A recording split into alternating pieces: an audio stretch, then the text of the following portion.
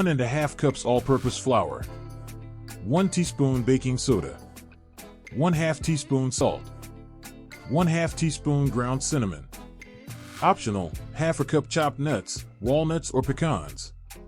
Preheat the oven. Preheat your oven to 350 degrees Fahrenheit 175 degrees Celsius.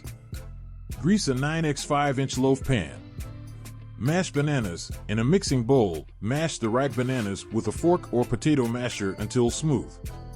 Combine wet ingredients. Add the beaten eggs, melted butter, and vanilla extract to the mashed bananas. Mix until well combined. Add sugar. Incorporate the granulated sugar into the wet mixture, stirring until the sugar is dissolved.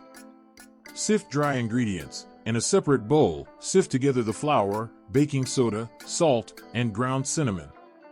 Sifting helps ensure a smoother batter. Combine wet and dry mixtures. Gradually add the dry ingredients to the wet mixture, stirring until just combined. Be careful not to overmix. A few lumps are okay.